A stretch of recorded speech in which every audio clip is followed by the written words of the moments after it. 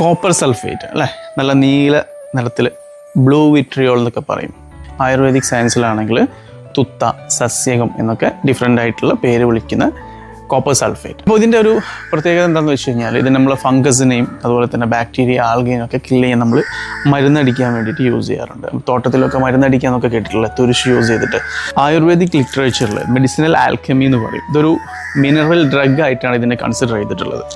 Mineral drug എന്ന് പറയുന്ന സമയത്ത് ഇതിനെ കൺവേർട്ട് ചെയ്തിട്ട്, അതായത് ഇതിപ്പോൾ ടോക്സിക് അവസ്ഥയിലായിരിക്കും ഈ ഒരു ഡ്രഗ് ഉണ്ടാവുക. അതായത് ഇതേ ഫോമിൽ എസ് നിങ്ങൾ യൂസ് ചെയ്യുകയാണെങ്കിൽ അല്ലെങ്കിൽ ബോഡിയിൽ ഇൻറ്റേർണലി ഇത് എത്തിക്കഴിഞ്ഞാൽ അത് ടോക്സിക് എഫക്റ്റ് ഇത് ഫോം ചെയ്യും. അത് ഡിഫറെൻ്റ് ആയിട്ടുള്ള പ്രോസസ്സുകൾ ചെയ്തിട്ട്, അതായത് ഇതിനെ പ്യൂരിഫൈ ചെയ്തിട്ട് ഇതിൻ്റെ ഭസ്മ ഫോമിലേക്ക് കൺവേർട്ട് ചെയ്തിട്ടാണ് ഇതിനെ മെഡിസിനായിട്ട് യൂസ് ചെയ്യുന്നത് കേട്ടോ. വളരെ മൈൽഡ് ഡോസിലായിരിക്കും ഇതിൻ്റെ മെഡിസിനൽ പ്രോപ്പർട്ടി ഉണ്ടാവുക. വളരെ മൈൽഡ് ആയിട്ടുള്ള ഡോസിൽ, പിഞ്ച് ഡോസിലായിരിക്കും മരുന്നിന് വേണ്ടിയിട്ട് ഉപയോഗിക്കുന്നത്.